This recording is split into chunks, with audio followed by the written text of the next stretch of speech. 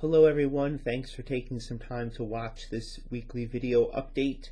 I hope that you had a wonderful Holy Week, that you found some ways to mark this week as special, since it contains the most important celebrations of our year as Christians.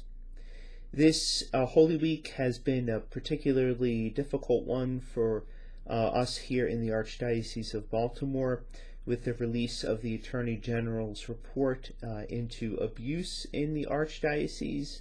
I think there's a range of emotions that we've all experienced, from anger to disappointment, maybe to outrage, and just a whole gamut of emotions. And all of that is okay.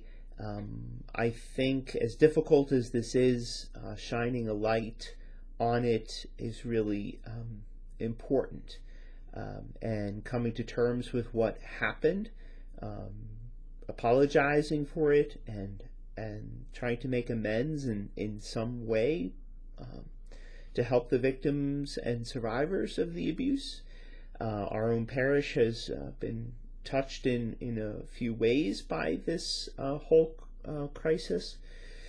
But I think that, well, I know that God can bring good out of even something that seems so awful.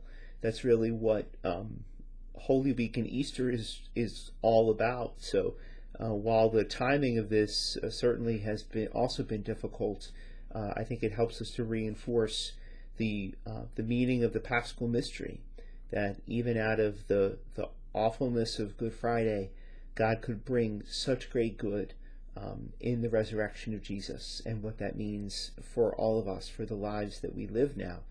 And it means that the devil and the power of sin doesn't have the last word, but God does.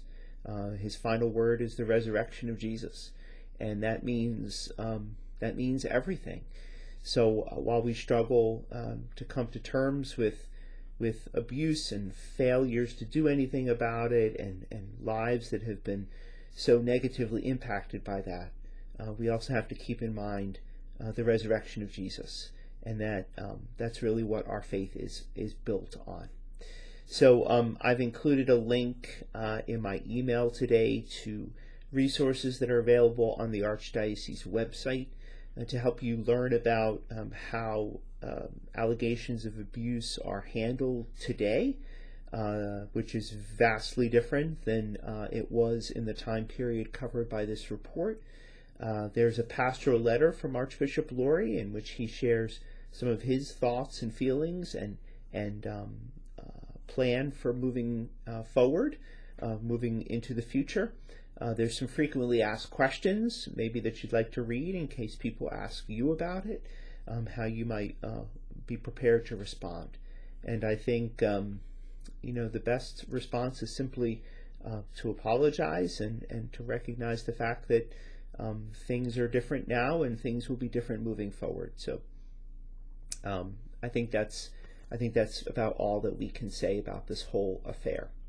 So you're receiving this email on Good Friday, but this is actually my Easter email. So I would like to wish you a very happy Easter to you and to your family. The Easter schedule is on this email today that I sent to you.